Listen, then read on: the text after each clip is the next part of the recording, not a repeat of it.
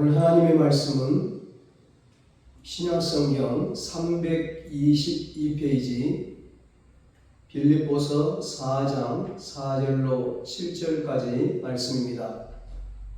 본문을 한번 읽고 말씀을 들으시면 감사하겠습니다. 이 시간 예배드리는 여러분에게 하나님께서 기쁨의 은혜를 내려주시기를 주님의 이름으로 축복합니다. 오늘은 주 안에서 항상 기뻐하면 행복합니다. 이런 제목으로 함께 은혜를 나누겠습니다. 지금 우리의 현실을 보면 기뻐할 수 없는 상황인 것 같습니다. 기쁨은 고사하고 오히려 짜증이 나는 현실이죠. 그러나 하나님은 오늘 우리에게 말씀하십니다. 주 안에서 항상 기뻐하라. 내가 다시 말하노니 기뻐하라. 아멘. 하나님은 우리에게 항상 기뻐하라고 말씀하십니다. 이 말씀은 어떤 상황에서도 기뻐하라는 거죠.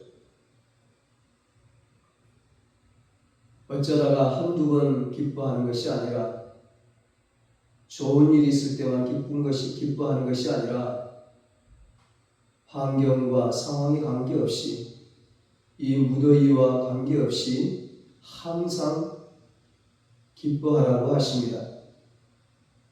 하루 온종일, 1년 내내, 평생 동안 언제 어떤 상황에서나 기뻐하라는 말씀입니다. 그리고 반복해서 말씀하시기를 내가 다시 말하노니 기뻐하라고 하십니다.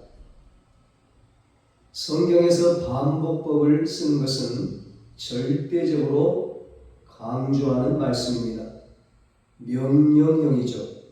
하나님의 명령입니다. 그러니까 기뻐하는 것은 그리스도인들이 할 수도 있고 안 할 수도 있는 선택사항이 아니라는 겁니다. 반드시 기뻐해야 한다는 겁니다. 반드시 기뻐하는 것입니다.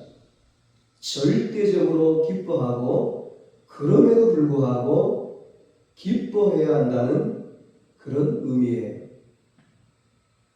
어떻게 이렇게 자신 있게 말하는 것일까? 어떠한 상황에서도 기뻐할 수 있는 이유가 있다는 거예요.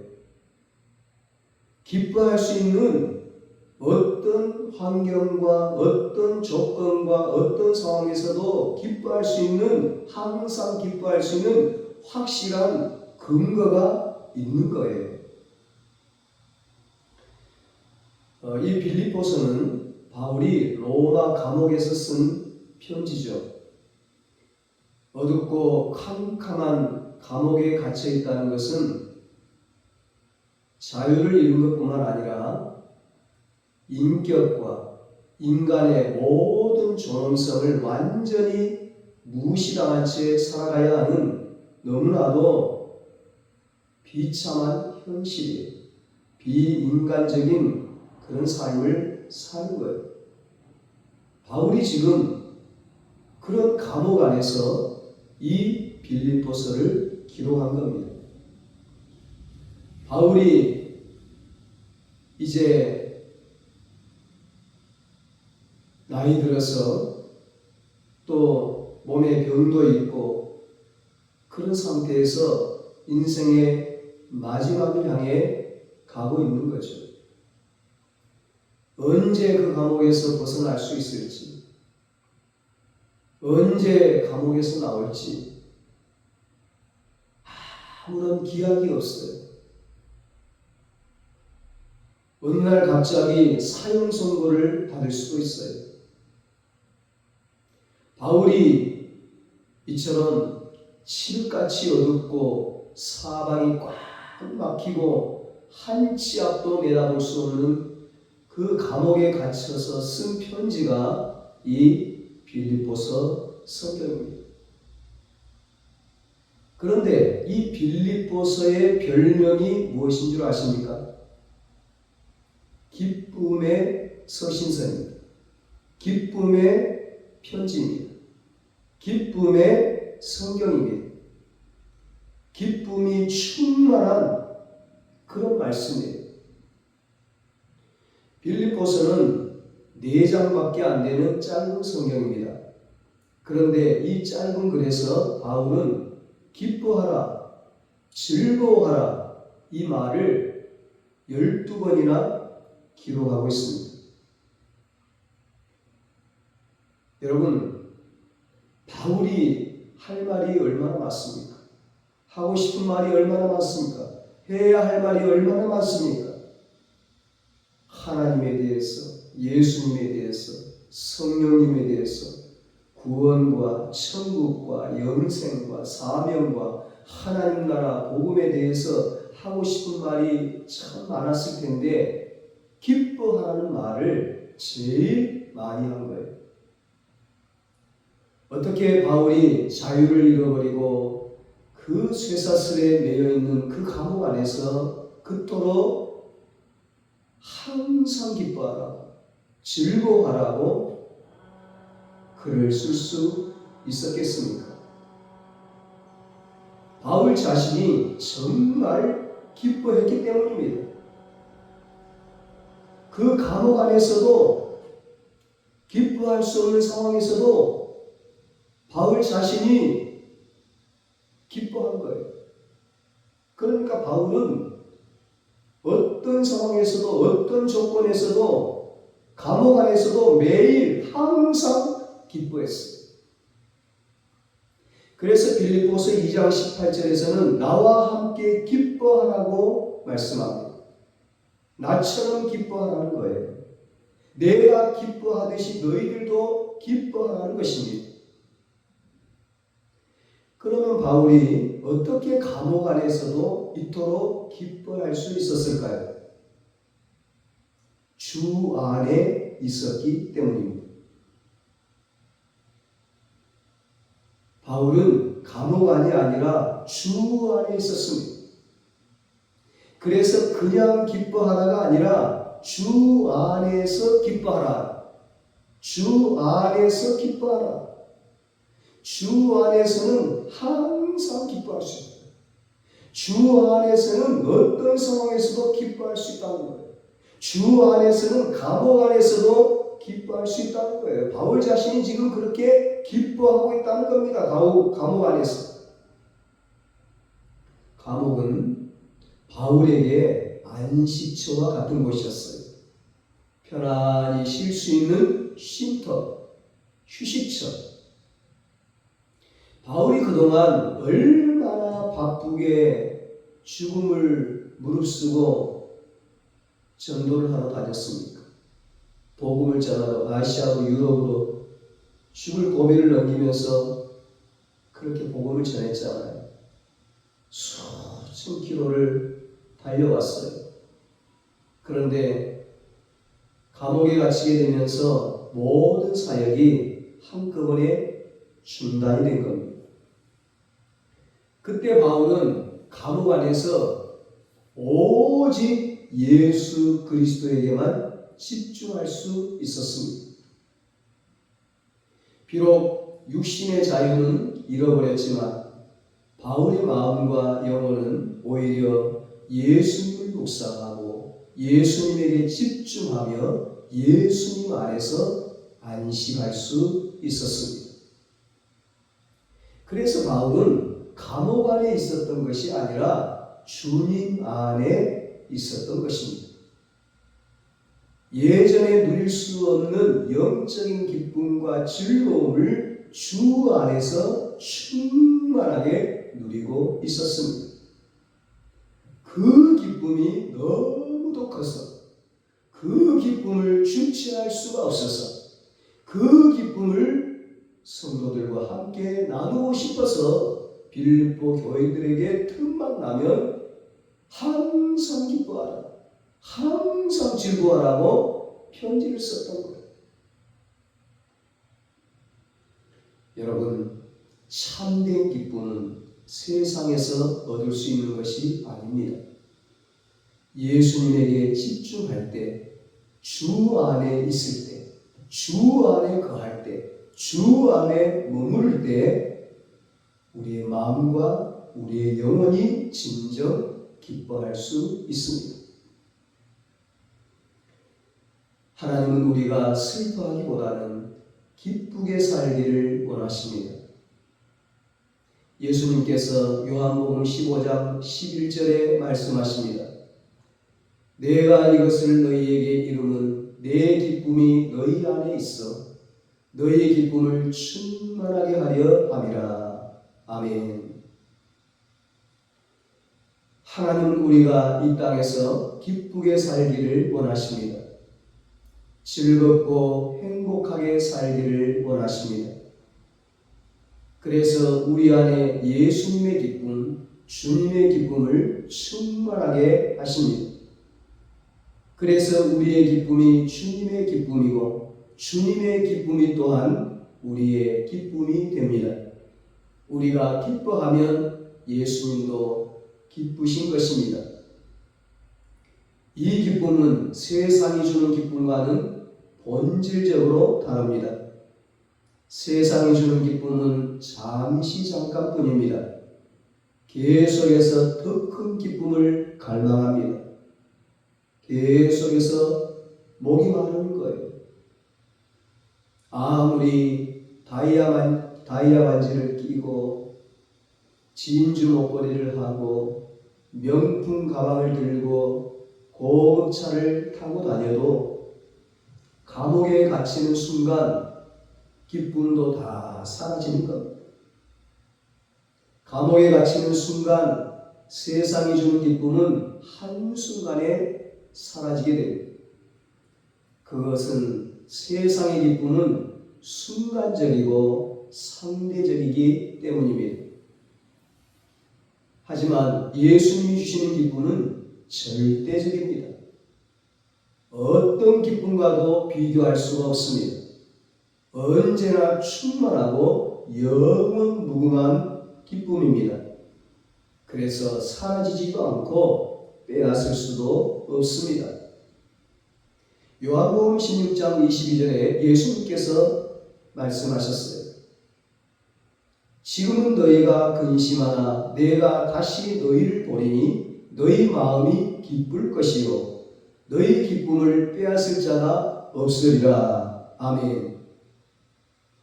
예수님이 우리 안에 부어주신 기쁨은 상황이 나빠져도 고통이 찾아와도 감옥 안에 있어도 빼앗기지 않는 기쁨입니다.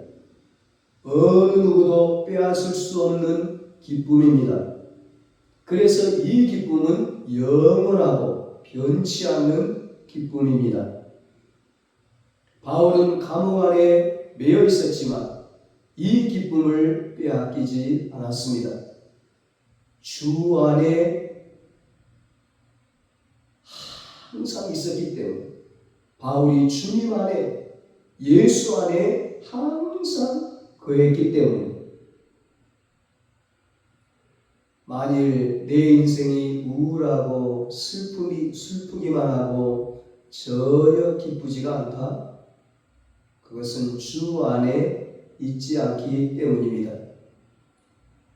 괜히 화가 나고 성질 부리고 싶고 심술이 난다. 내 마음이 주 안에 거하지 못하기 때문입니다. 불안하고 두렵고 근심이 많은 것도 주 안에 있는데 실패했기 때문입니다. 주 안에 있다면 누구든 기뻐할 수 있습니다. 주 안에 있다면 어떤 상황에서도 기쁜 것입니다. 오래전 3세기에 어떤 회심한 크리스찬이 이런 글을 남겼습니다. 이 세상은 비극이다. 즐거운 것이 하나도 없다. 그러나 유독 이 세상에서 기쁘게 살아가는 자들이 있다. 그들이 누리는 즐거움은 이 죄 많은 세상에서 누리는 쾌락보다 수천 배 나은 즐거움이었다. 그들은 핍박도 받았고 멸시도 받았다. 그러나 그들은 그것을 상관하지 않았다. 그들은 세상을 이긴 자들이었다. 그들은 바로 그리스도인들이었다. 그래서 나도 그리스도인이 되기로 했다. 3세기면 기독교가 극심한 박해와 고통 속에 있을 때입니다. 그리고 헬라 문화로 쾌락주의가 판을 칠 때입니다. 그런데 박해와 고통 속에 있던 그리스도인들은 쾌락을 즐기는 사람들보다 수천 배나 더 나은 기쁨과 즐거움이 있었습니다. 극심한 박해도 그들의 기쁨을 빼앗지 못했습니다. 예수 믿지 않는 사람이 볼 때도 그들에게는 분명 기쁨이 넘쳤습니다. 세상으로부터 핍박도 받고 멸시도 받고 있지만 그들이 세상을 이겼습니다. 왜냐하면 그들은 주 안에서 항상 기뻐했기 때문입니다. 어떤 상황에서도 핍박 가운데서도 죽음 가운데서도 그들은 항상 기뻐했기 때문입니다.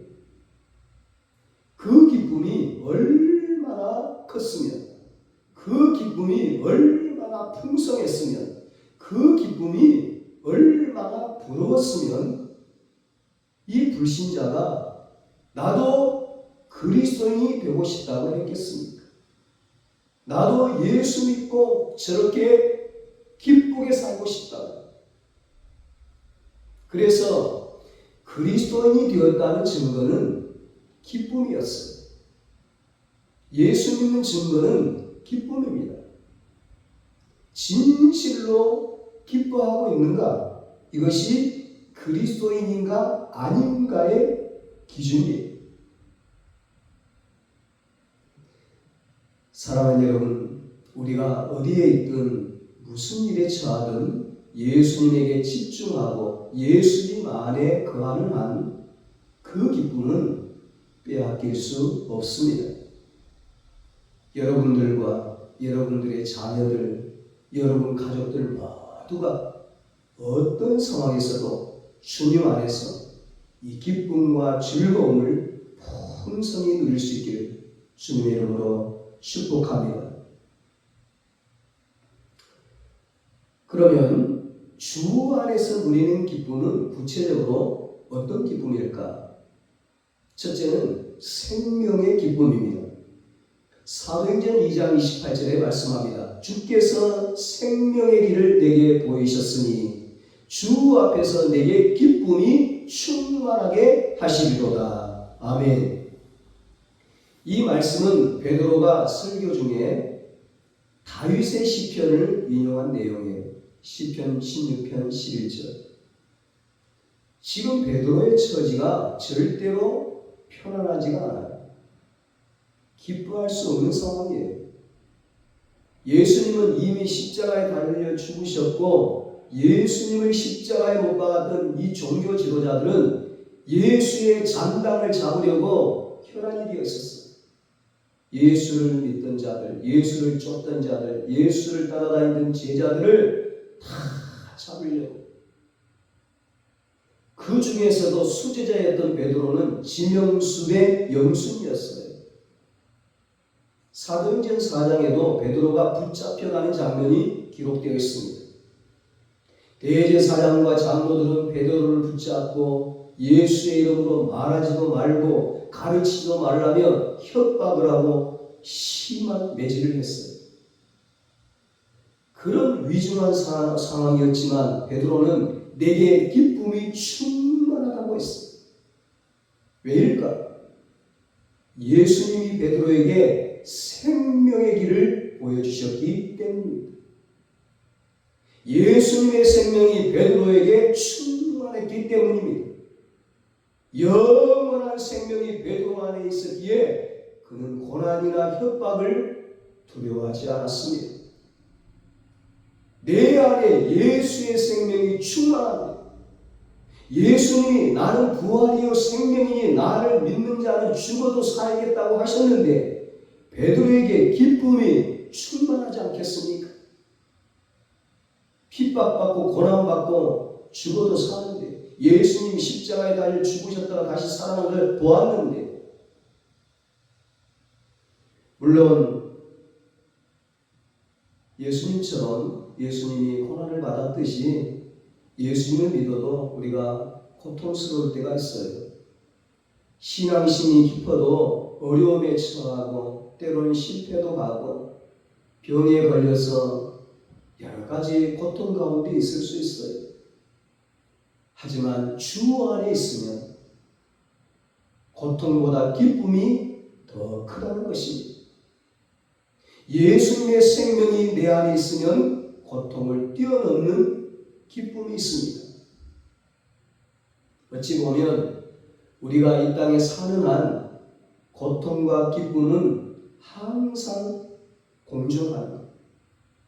광야와 같은 이 세상은 고통도 있고 기쁨도 항상 있는 거예요. 요한복음 16장 21절에 예수님께서 말씀하세요. 여자가 해산하게 되면 그때가 이르렀으므로 근심하나 아기를 낳으면 세상에 사람 난 기쁨으로 말미암아 그 고통을 다시 기억하지 아니하느니라. 아멘. 아이를 낳는다고 하는 것은 고통과 기쁨이 공존하는 것이죠. 고통도 있고 기쁨도 있는 거예요. 아이를 낳은 엄마들이 처음 아이를 가졌을 때 기뻐해요. 그러다가 입덧을 심하게 하고 배가 산만큼 부르고 고통 가운데 해산을 할 때쯤이면 다시는 아이를 낳지 않겠다고 합니다. 그런데 조금 지나면 어떻습니까? 또 낳겠다고 합니다. 왜냐하면 아이를 해산하는 고통보다 아이를 얻은 기쁨, 새로운 생명을 얻은 기쁨이 훨씬 더 크기 때문입니다. 하물며 예수님이 주신 생명이겠습니까? 예수님이 주신 생명은 영원한 생명입니다. 사랑하는 여러분, 예수님의 생명이 우리 안에 있습니다. 예수님이 생명의 길을 우리에게 보이셨습니다. 고통과 두려움이 있을지라도 주님의 도우심으로 담대히 이기시고 기쁨으로 그 길을 걸어갈 수 있기를 축복합니다. 두 번째, 주 안에서 누리는 기쁨은 소망의 기쁨입니다. 로마서 15장 13절에 말씀합니다. 소망의 하나님이 모든 기쁨과 평강을 믿음 안에서 너희에게 충만하게 하사 성령의 능력으로 소망이 넘치게 하시기를 원하노라. 아멘. 어렵고 힘든 시기에 기뻐할 수 없는 이유는 소망이 없기 때문이죠. 더 나아진다는 소망이 없기 때문에 가도 끝이 없는 어두운 터널이기에 도저히 기뻐할 수가 없습니다. 하지만 우리가 믿는 하나님은 소망의 하나님이십니다. 하나님이 소망의 원천이시고 그분에게서 날마다 소망이 흘러나옵니다. 소망의 원천은 사람도 아니고 환경도 아니고 상황도 아니고 돈도 아니고 권세도 아니고 세상 쾌락도 명예도 아닙니다. 소망의 원천은 하나님이십니다. 복의 근원이 하나님이신 것처럼, 그래서 우리에게도 성령의 능력으로 소망이 넘치게 하십니다. 소망이 넘칠 때 우리 안에 기쁨도 충만하게 됩니다. 소망과 기쁨은 항상 같이 갑니다. 그래서 바울은 로마서 5장 3절 4절에서 이렇게 말씀합니다. 우리가 환난 중에도 즐거워하나니 이는 환난은 인내를, 인내는 연단을, 연단은 소망을 이루는 줄 알미로다. 아멘. 바울이 환난 중에서도 즐거워할 수 있는 것은 그 환난을 통해서도 하나님께서 소망을 이루어 가시기 때문입니다. 소망 있는 한 환난 중에도 기뻐하고 즐거워할 수 있습니다. 그래서 기쁨의 반대는 슬픔이 아니에요. 절망입니다. 기쁨의 반대는 절망이에요. 소망이 없는 것입니다. 그러나 여러분, 우리가 믿는 하나님은 소망의 하나님이십니다. 모든 상황 속에서 하나님을 소망하고 또 소망하십시오. 그때 우리 안에 기쁨이 충만할 것입니다. 셋째로, 주 안에서 누리는 기쁨은 성령의 기쁨입니다. 갈라디아서 5장 22절 23절에 말씀합니다. 오직 성령의 열매는 사랑과 희락과 화평과 오래 참음과 자비와 양성과 충성과 온유와 절제니 이 같은 것을 금지할 법이 없느니라. 아멘. 기쁨은 대표적인 성령의 모습입니다. 성령은 우리에게 기쁨을 주시는 분이십니다. 그래서 성령의 9가지 열매 가운데 두 번째가 희락, 기쁨이에요. 이것은 기쁨의 열매가 화평이나 자비보다 더 앞서고 충성이나 온유나 절제보다는 훨씬 더 앞서는 성령의 열매인 것을 보여주는 거죠. 그만큼 기쁨의 열매가 귀하다는 겁니다. 성령이 우리 안에 충만하면 어둡고 두렵고 쓸쓸한 것들이 다 사라집니다. 성령의 새바람이 불어오면 우리를 슬프게 하고 우울하게 만들었던 것들이 물러갑니다. 그리고서 성령님이 우리 안에 기쁨의 열매를 맺게 하십니다. 그래서 성령이 충만한 사람은 항상 기뻐할 수 있는 것입니다. 사도행전 13장 15절에 제자들은 기쁨과 성령이 충만하니라 이렇게 말씀합니다. 기쁨과 성령, 이것을 연결하고 있잖아요. 기쁨이 있는 곳에 성령이 충만하고 성령 충만한 곳에 기쁨이 있다는 거예요. 제자들은 기쁨과 성령이 충만하니라. 항상 같이 가. 성령과 기쁨이, 기쁨과 성령이. 기쁨 충만은 곧 성령 충만인 거예요. 성령 충만하면 저절로 기쁨도 충만한 거예요. 성령 충만하면 막 저절로 춤이 나옵니다. 옛날 제가 주일학교 때 그 동네 어르신, 교회 어르신 성도님들, 집사님들 따라서 여름에 뒷산의 기도원에 부흥 집회를 갔는데 그 어릴 때 주일학교 때 봤던 게 지금도 기억에 나요. 막 뜨겁게 기도하다가 막 성령 충만 받으니까 너도 나도 할 것 없이 막 자연스럽게 막 일어나서 막 춤을 막 추는 거예요. 성령 충만하고 성령의 춤을 막 추는 거예요. 어떤 사람이 성령 충만한지 아닌지는 그 사람에게 기쁨이 충만한지 항상 기뻐하고 있는지를 보면 대번에 알 수가 있습니다. 여러분, 성령 충만을 사모하십시오. 성령을 따라 행하시고 성령을 힘입어 살아가십시오. 그러면 기쁨도 충만하게 될 것입니다. 그렇다면 우리가 어떻게 해야 이 생명의 기쁨, 소망의 기쁨, 성령의 기쁨을 소유하고 주 안에서 항상 기뻐할 수 있을까? 그 해답은 기도입니다. 오늘 본문 6절 7절에 말씀합니다. 아무것도 염려하지 말고 다만 모든 일에 기도와 간구로 너희 구할 것을 감사함으로 하나님께 아뢰라. 그리하면 모든 지각에 뛰어난 하나님의 평강이 그리스도 예수 안에서 너희 마음과 생각을 지키시리라. 아멘. 우리가 기뻐할 수 없게 만드는 것이 염려예요.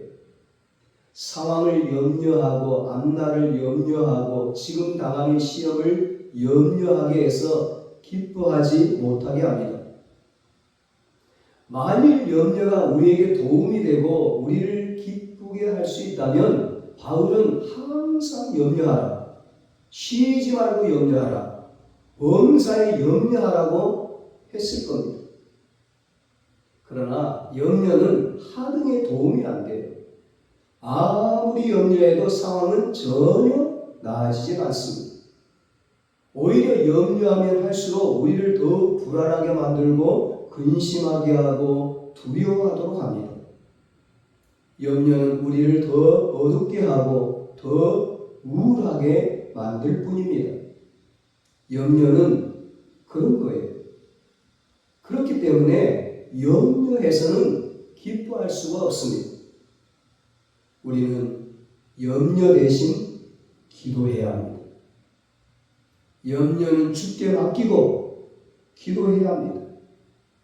우리를 괴롭히고 어렵게 하고 실패하게 만드는 상황과 환경과 실패와 고통과 질병에서 벗어날 수 있도록 기뻐할 수 있도록 하나님께 기도해야 합니다.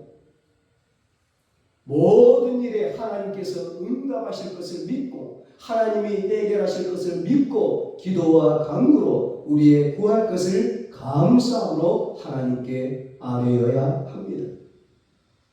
그렇게 기도로 염려를 뚫고 기도로 상황을 뚫고 기도로 어려움을 뚫고 고통을 뚫어야 합니다. 한 번이 안 되면 두 번, 세 번, 10번, 100번을 기도해서라도 뚫어야 합니다. 그리하면 모든 지각에 뛰어난 하나님의 평강이 주 안에서 우리의 마음과 생각을 지켜주실 것입니다. 시편 30편 11절 말씀처럼 소망의 하나님이 우리의 슬픔이 변하여 춤이 되게 하시고 우리의 베옷을 벗기고 기쁨으로 띠를 띄우실 것입니다. 그래서 예수님도 오늘 우리에게 이같이 말씀하십니다. 지금까지는 너희가 내 이름으로 아무것도 구하지 아니하였으나 구하라. 그리하면 받으리니 너희 기쁨이 충만하리라. 아멘. 요한복음 16장 24절 말씀입니다. 기도가 기쁨의 열쇠라는 거예요. 주님이 말씀하신 말씀입니다. 기도하면 기쁨이 충만해진다는 겁니다. 그래서 모든 상황 속에서 기도하는 사람은 모든 상황 속에서 기뻐할 수가 있는 것입니다. 그래서 하나님은 데살로니가전서 5장 16절로 18절에서 항상 기뻐하라, 쉬지 말고 기도하라, 범사에 감사하라고 말씀하십니다. 항상 기뻐하기 위해서는 쉬지 말고 기도해야 한다는 것입니다. 그러면 범사에 감사할 수 있을 정도로 기쁨이 우리 안에 충만해지기 때문입니다. 사랑하는 여러분, 하나님은 우리 안에 기쁨이 충만하길 원하십니다. 세상에서 얻을 수 없고 누구도 빼앗을 수 없는 주님의 기쁨을 누리기를 원하십니다. 그 기쁨은 기도를 통해서 옵니다. 우리 모두 아무것도 염려하지 말고 모든 염려를 다 주께 맡기고 다만 모든 일에 기도함으로써 주 안에서 항상 기뻐하는 행복한 삶을 살게 되시기를 예수님의 이름으로 축원합니다. 기도하겠습니다. 하나님 아버지, 지금의 우리의 상황이 기뻐할 수 없는 상황입니다. 그러나 하나님께서 주 안에서 항상 기뻐하라고 말씀하셨습니다. 하나님의 말씀을 믿고 주 안에서 항상 기뻐하게 하여 주시옵소서. 모든 염려를 하나님께 맡기고 기도와 간구로 감사함으로 하나님께 아뢰게 하여 주시옵소서. 항상 기도함으로 생명의 기쁨, 소망의 기쁨, 성령의 기쁨을 소유하고 주 안에서 항상 기뻐하며 살게 하여 주시옵소서. 항상 기도하고 항상 기뻐하므로 항상 행복하고 항상 천국 같은 삶을 살게 하여 주시옵소서. 이제는 우리 주 예수 그리스도의 무한하신 은혜와 하나님 아버지의 사랑하심과 성령님의 위로하시고 교통하심, 아무것도 염려하지 말고 모든 염려를 하나님께 맡기고 다만 모든 일에 기도함으로써 주 안에서 항상 기뻐하는 행복한 삶을 살기로 다짐하는 사랑하는 모든 성도들과 저들의 가정과 자녀들과 사업과 직장 위에 이제로부터 영원토록 함께 있을지어다. 아멘.